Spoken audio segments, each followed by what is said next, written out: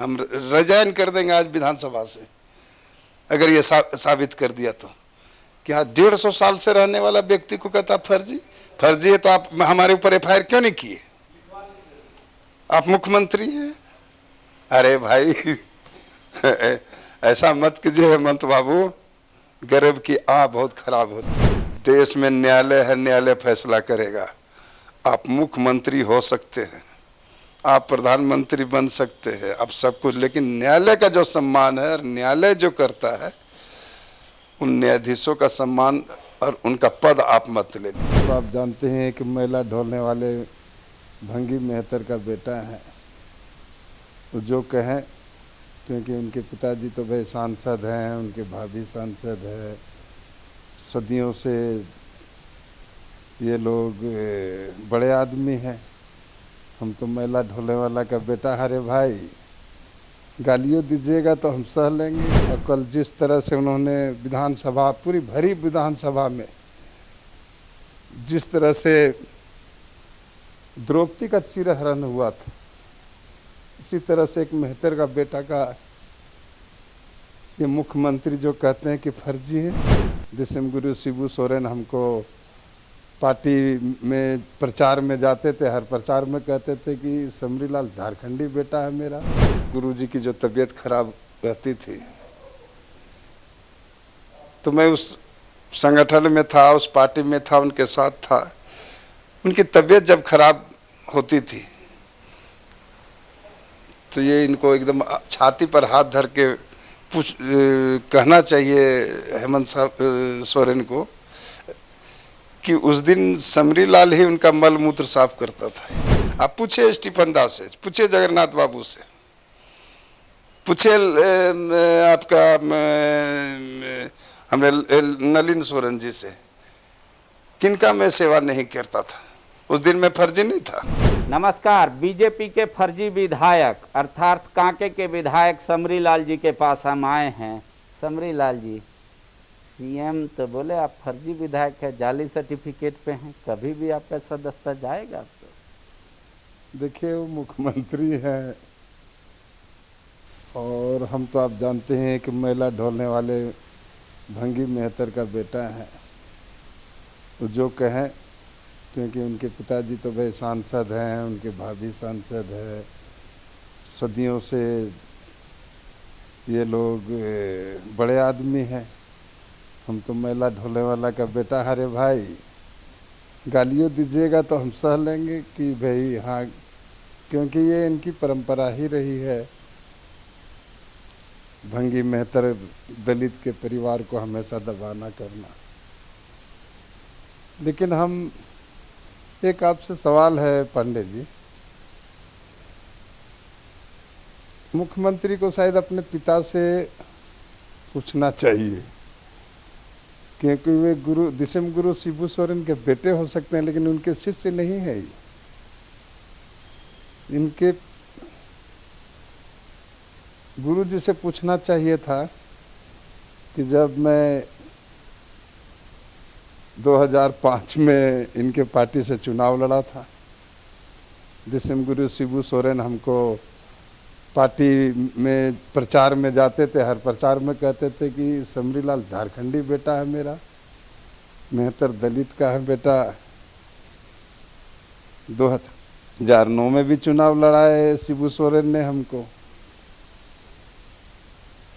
अब ऐसी स्थिति में हमको तो हंसी आती है, जब ये पढ़ रहे होंगे कॉलेज में या स्कूल में होंगे, उस समय मैं जब ये झारखंड ऑटोनोमस काउंसिल बना था, आदरणीय दिसम गुरु शिबू सोरेन उसके चेयरमैन थे और मैं उनके कैबिनेट में था। एक दलित का बेटा, मेहतर का बेटा, जब मैं झारखंड ऑटोनोमस काउंसिल में, जब मैं मंत्री का भी पद था, कार्यकारी पार्षद था, शायद ये इतिहास उन भूल गए हैं।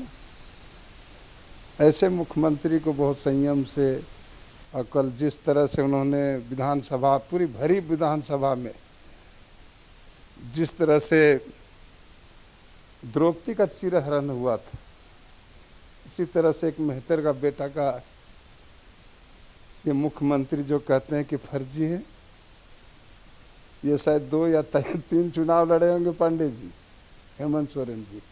मैं 7वां ये मेरा विधानसभा का चुनाव है। जब मैं 6 बार जब मैं लड़ा, जिसमें 2005 में कांग्रेस समर्थन की थी हमको कि नहीं, दलित का बेटा को समर्थन करना है। क्योंकि मैं छात्र जीवन से छात्र संघ का चुनाव भी मैं जीता। उस समय एक विश्वविद्यालय था, रांची विश्वविद्यालय, और मैं उस समय रांची कॉलेज का जनरल सेक्रेटरी एक मेहतर का बेटा जीता था। तो बहुत से लोग सम्मान दिए थे। उस समय शायद हेमंत सोरेन को इतिहास को झांकना चाहिए। कोई मैं फर्जी मुख्यमंत्री नहीं हूँ। कुछ लोग फर्जी मुख्यमंत्री हैं अभी। हेमंत बाबू को याद होना चाहिए, जब आदरणीय झारखंड के रॉबिन हुड हुआ करते थे दुर्गा सोरेन, उनकी मृत्यु के बाद बाबा की गुरुजी की जो तबीयत खराब रहती थी, तो मैं उस संगठन में था, उस पार्टी में था, उनके साथ था।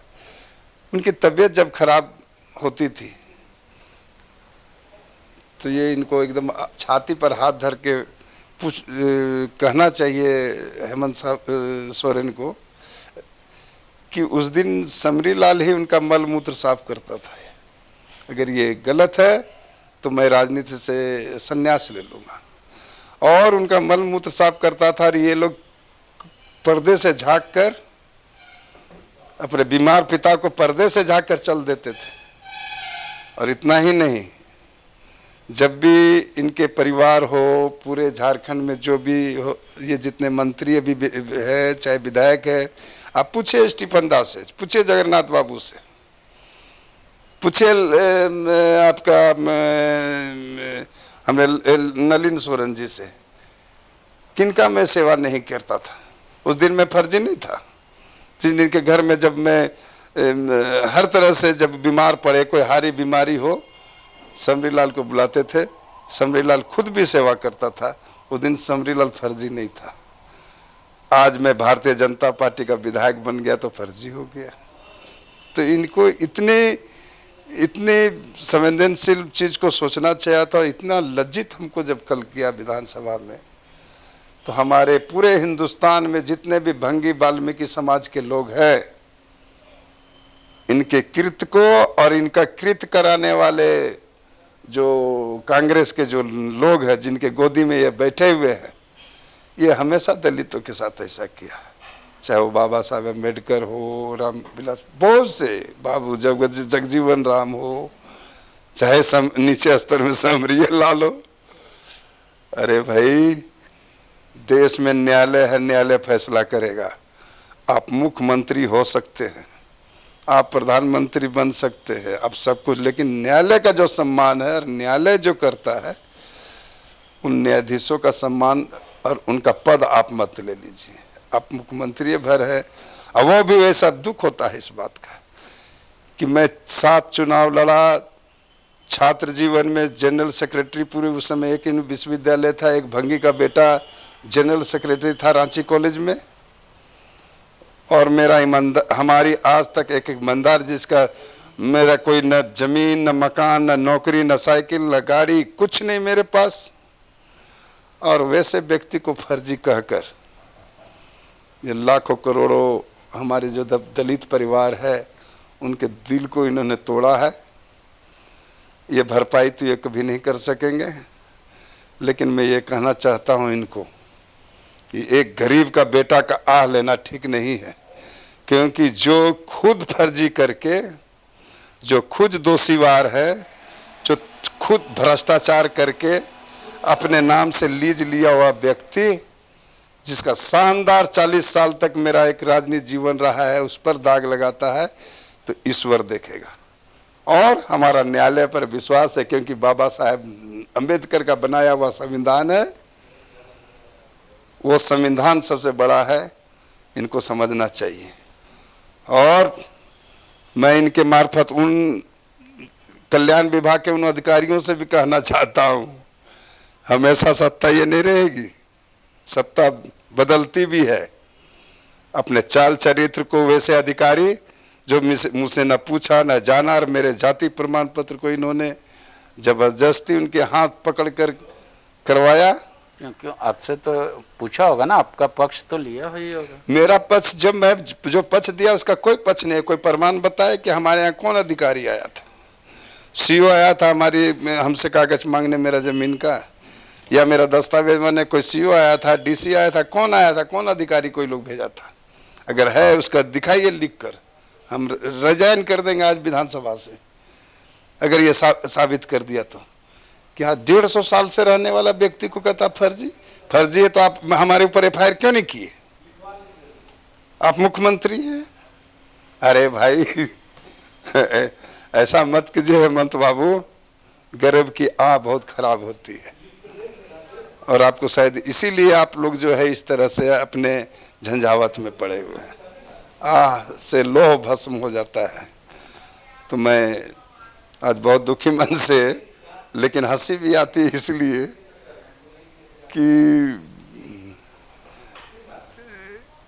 कि इनको और कोई नहीं मिला था पूरे झारखंड में। केवल एक दलित समाज भंगी के जाति के लोग ही इनको मिले थे। इनके संगठन में भी है बहुत से जाति के हमारे। मैं नहीं कहना चाहता हूँ सीता सोरेन कहाँ से आई और कहाँ से चुनाव लड़ गई, मैं नहीं कहना चाहता, क्योंकि वो भी कहाँ से किस राज्य से मैं जानता हूँ, लोग जानते हैं। लेकिन वो बड़े लोग हैं। हम भंगी का बेटा है तो हमको इस तरह से करा दिया गया। और कराए ना अपने लोगों को, जो लोग बाहर से आकर उड़ीसा से और कहाँ से आकर विधायक बने हुए हैं आपके झारखंड मुक्ति मोर्चा में। हम तो नहीं कहे इस बात को कभी, और ना हम कोई उस पर कोई ज़्यादा कानूनी कहने न जा रहे हैं। लेकिन मैं ही एक अंतिम व्यक्ति नहीं हूँ, और लोग भी है जिनके दर्द में, सीने में दर्द हुआ है इस तरह का। भर विधानसभा चल रही थी और कह रहे अंगली दिखा दिखा के वो फर्जी विधायक, क्या वो जज थे क्या वहाँ कि मुख्यमंत्री थे? उनको संयम रखना चाहिए, अन्यथा सीखना चाहिए। हम लोग भी कई बार उनको कई बातें सिखाते थे राजनीति में जब ये पढ़ रहे थे तब। इसलिए मैं कहा था ये शिबू सोरेन का बेटे हो सकते हैं, लेकिन दिसिम गुरु शिबू सोरेन का शिष्य लोग नहीं हो सकता है। लेकिन समरी जी, एक सवाल तो उठता है ना कि आपके बारे में कहा जाता है कि आप राजस्थान से आए यहाँ पर और यहाँ का आरक्षण का आप लाभ ले रहे हैं, तो दोनों स्टेट का लाभ आप ले रहे हैं। नहीं देखिए, मैं जो ये लोग किया है उस पर बोल रहा हूँ, चूँकि मामला न्यायालय में चल रहा है, हम तो उस पर कुछ नहीं बोल सकते हैं ज़्यादा। लेकिन इतना ज़रूर कहेंगे कि जब अंग्रेज के लोगों ने जब हम लोग को यहाँ लाया, बसाया, किया, और हमारे पास ज़मीन नहीं है, हम खतियान कहाँ से लाएंगे? कचड़े के ढेर में सोने वाला, कचरा का ढेर जो था किशोरगंज जिसको कहते हैं हरमू रोड उस समय कचरे का ढेर में, वहीं हम लोग झोपड़ी में, वही हमारा बसेरा था। आपका जन्म कहाँ हुआ था? किशोरगंज, जहाँ हमारे वाल्मीकि बस्ती में हमारा जन्म वहीं हुआ है। और जब जन्म हुआ तो हम लोग जब होश देखा तो देखे कचड़े के ढेर में जो झोपड़ी बना हुआ वही हमारा बसेरा था। सुबह उठते थे और जो बासी रोटी जो हम लोग जिनके यहाँ काम करते थे, हमारे दादा दादी माँ पिताजी काम करते थे, बासी रोटी लाते थे, वही थे। उन लोग का जो मरा हुआ का कपड़ा जो देते थे वही हम लोग पहनते थे, हमको याद में है पूरा। और उस समय ज़मीन हम लोग के पास, शहर में भंगी लोग के पास ज़मीन कहाँ से आती? बसाई हुई ज़मीन है, 150 साल से वो ज़मीन है। हम तो सरकार से मांग करना चाहते हैं। हमने आरटीआई मांगा, इन लोगों ने नहीं दिया। हमने आरटीआई, जब हमारे पिताजी काम करते हैं रिम्स में, उसका मैंने मांगा जो सर्विस बुक है कि उसमें दीजिए हमारा सब दस्तावेज है। वो लोग, इन लोगों ने वो नहीं दिया।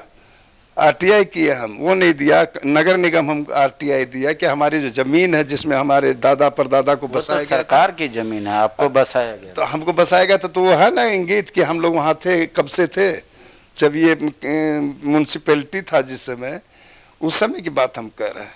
तो उस समय वो दस्तावेज नहीं दिए। और हजारों लोग आप देखे होंगे कि हजारों लाखों लोग हैं जो जमीनहीन है, जो भूमिहीन है। हम भी भूमिहीन है, हमारे बहुत से वाल्मीकि समाज के, मेहतर समाज के लोग, दलित समाज के लोग, यहाँ नहीं, आदिवासी भी हमारे यहाँ कांके विधानसभा में आप देखेंगे जाके बिरहोर लोग हैं, उनके पास पट्टा नहीं है, रात दिन दौड़ रहा है कि हमको जाति प्रमाण पत्र, उनके बेटे, बिरहोर के बेटे पढ़ने लगे।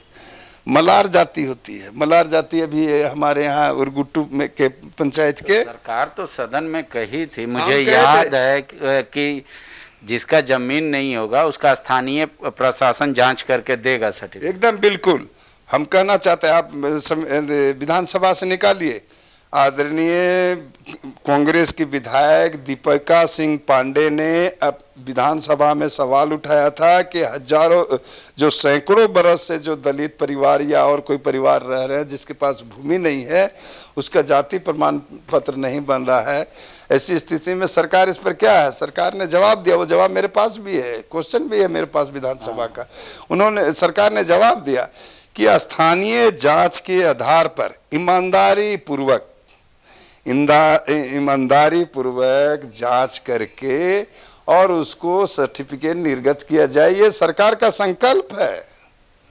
तो उसी तरह से पूरी जानकारी लेकर, आपका ये जो एससी का जाति प्रमाण का पत्र मिला आपको, ये कब आप अप्लाई किए, किसने दिया आपको? देखिए, ये तो आपको हम बताते हैं, 74 में जब हम जिला स्कूल में एडमिशन ले रहे थे, उस समय भी हमको मिला था अंचल से, कल्याण विभाग से मिलता था उस समय, वो मिला। 74 के बाद जब हम 89 में, जब 79 में जब हम मैट्रिक पास किए तो हमको वहाँ से मिला, स्टेपन मिलता था, तो स्टेपन में कास्ट सर्टिफिकेट देना पड़ता था, तो हम यहाँ से कास्ट सर्टिफिकेट बना के दिए, स्टेपन मिलता था हमको।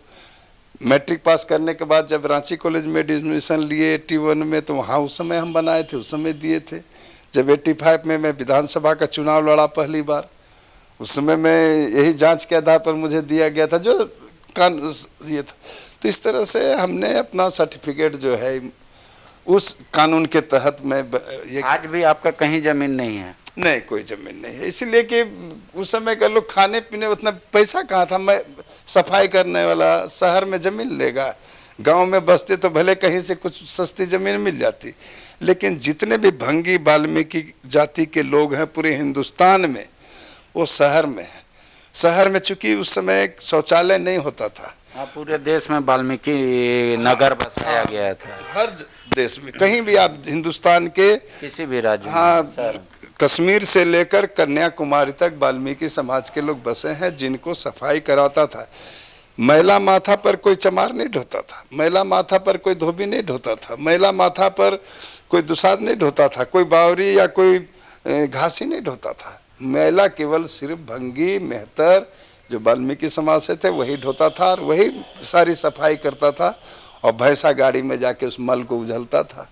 कई बार तो कपड़े खराब हो जाते थे, रोटी भी मिलती थी तो ऐसे हमारी माँ अंगोछा में बांध लेती थी रोटी, और ऐसे माला कढ़ाई माथा का जो है पैखाना माथा पर रहता था। उस समय शौचालय की व्यवस्था नहीं थी, तो हम ही लोग इस पूरे शहर को सफाई। आज शहर दो चीज, एक तो स्वावलंबी शहर हो गया, अपना लेटरिन उटरिन बनाने लगा, और इस 8 साल में माननीय प्रधानमंत्री नरेंद्र मोदी जी ने घर घर शौचालय बना लिया। तब तो हम लोग गए ना, हम लोग कहते हैं हमारे पूर्वज राजस्थान से आए थे, न वहाँ हमें कोई पूछ रहा है। राजस्थान में आपका है जमीन? कुछ नहीं, अगर कह रहे हैं ना कि सारी जो भी मेरे पास है वो झारखंड में है, और झारखंड में अगर किसी जिला के, अगर आप बोलते हो फर्जी, तो आपको पता करना ना चाहिए कि राजस्थान के किस जिले में, किस कस्बे में, किस मोहल्ले में ये इनका मकान और या पूर्वज रहता था। हमको बताए, हमारे वहाँ ना हमारा वहाँ का कोई नागरिकता है, ना हमारा वहाँ का कोई वोटर लिस्ट में नाम, ना हमारा वहाँ कोई आधार है, ना हमारा कोई ज़मीन का है। तो अब वहाँ से एनओसी बोलते हम, वो तो कहता कि आप लोग तो झारखंड जाके बस गए, अब यहाँ कौन है हमारा? तो हम उधर से भी गए, इधर से भी गए, हम भारत के नागरिक भी नहीं कहला रहे हैं। इसका मतलब हम भारत का नागरिक है, हमको नहीं कह रहा है ये हेमंत सोरेन, जबकि आपका संकल्प है। सुदीप कुमार सोनू जी ने भी ये सवाल विधानसभा में उठाया था कि भाई जो बेचारे दलित परिवार के बहुत से ऐसे लोग, हजारों लोग हैं जो बसे हुए हैं, उनको प्रमाण पत्र नहीं है। तो सरकार ने यही बोला जो दीपिका पांडे जी के सवाल का जवाब दिया था आलमगीर आलम ने, आपका जन्म कब हुआ था? मेरा 1962 में हुआ था अच्छा। जन्म। आपके 1962। पिताजी का भी जन्म रांची में हुआ था? पिताजी का जन्म झारखंड में थे लोग, धनबाद या झरिया जो कोरी बांध बोलते हैं लोग, जहाँ अभी 300-400 खलीभंगी परिवार रहते हैं, और वो सामाजिक कार्यकर्ता थे। लेकिन जब हम लोग को आवश्यकता होने लगी तो घर में लोग कहने लगे पिताजी को ये सामाजिक काम छोड़िए और बच्चों को पालना है, इसलिए तो 65-64 में जब रिम्स खुला था 62 में, तो पिताजी वहाँ 64 से थे और 65 में उनका सर्विस पूरा हुआ। 1 साल दैनिक में वहाँ काम करते थे। और माँ हमारी आपके अपर बाज़ार में जो बनिया जिसको बोलते हैं, जो सेठ लोग हैं जिसको कहते हैं, उनके यहाँ माँ काम करती थी, सफाई का काम। माँ ही नहीं, मेरी मामी, मेरी मौसी, सारे लोग हैं। मामी भी है हमारी, 1950 में काम करी है यहाँ। वो अभी है, सारा का दस्तावेज है जो न्यायालय में देने का चीज़ है, मैं दिया हूँ। लेकिन इन लोग को मालूम होना चाहिए कि जब मैं भूमिहीन हूँ और सरकार का ये संकल्प है कि जांच के आधार पर करना है, तो जांच के आधार पर मुझे सर्टिफिकेट मिलता गया। वो तो मतलब पुराना इतिहास रहा है। आपको तो कभी मतलब इस तरीके से समाज ने दुर्व्यवहार तो आपके साथ नहीं किया ना? मुख्यमंत्री का कहने का मतलब है कि आपका सर्टिफिकेट गलत है। वो मुख्यमंत्री हैं, अब तो हम सोचे कि वो अब जज हो गए हैं उच्च न्यायालय के। जब मामला उच्च न्यायालय में चल रहा है और ये एक सरकार है, और ये सरकार अपने विभाग, कल्याण विभाग, जिन्होंने मेरे जाति प्रमाण पत्र को इन लोग दबाव डालकर उन अधिकारियों से मेरा ये निरस्त कराने का एक कार्यपालिका बड़ी है या विधायिका, उस कार्यपालिका अधिकारियों के द्वारा दबाव डालकर मेरे सर्टिफिकेट को, और ये पूरे समाज को हमारा कलंकित किया है। ये जिस तरह से विधानसभा में हमारा चीरहरण किया इन्होंने कांग्रेस के कहने पर। कांग्रेस को मालूम होना चाहिए राजेश ठाकुर अभी बच्चे हैं, चापलूसी करके, हम जानते हैं कि चापलूसी करके वो आज प्रदेश अध्यक्ष हैं। वो जब से अध्यक्ष बने हैं उस दिन से खिलाड़ी में, बुड़मू में, ठाकुर गांव में जहाँ भी बैठक किए, वो अपने कार्यकर्ताओं कहते जल्दी ही चुनाव होगा कांके में। वो तो अपने आप को युग दृष्टा समझने लगे।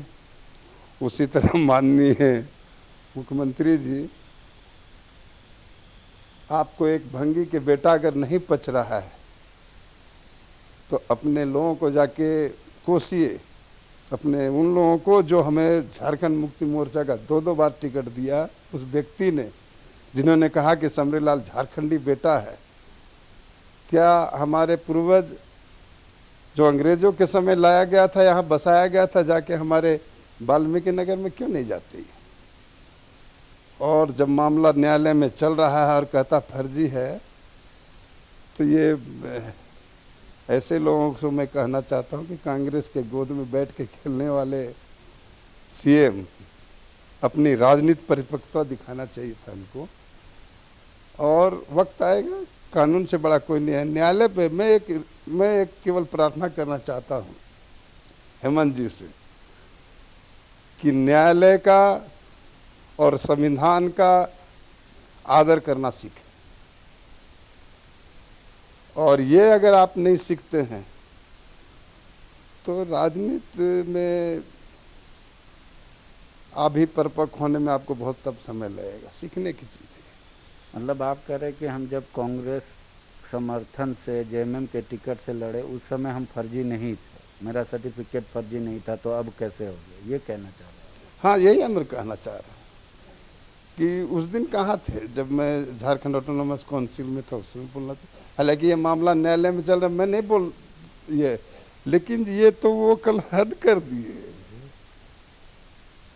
दिए कि इतना बड़ा व्यक्तित्व का संस्कार के से निकले हुए व्यक्ति और एक अदना सा बेचारा जो जिसके माता पिताजी RMCH में झाड़ूदार थे, हमारे पिताजी झाड़ूदार थे, माता झाड़ूदार थी, हम माथा पर मैला ढोते थे। ये तो कश्मीर से भी ज़्यादा कानून कड़ा का ये बात कर दी है कि हमारा बाल बच्चा और लोग यहाँ वो नहीं नौकरी करेंगे, केवल महिला ढोएंगे। अब तो शौचालय भी बना दिया माननीय मोदी जी ने, अब तो शौचालय भी नहीं है कि हम उस महिला भी ढोए, हम कहाँ जाएं। और इस तरह की ओछी बात ऐसे व्यक्तित्व को नहीं करना चाहिए था, लेकिन खैर बड़े लोग हैं, हम तो सदियों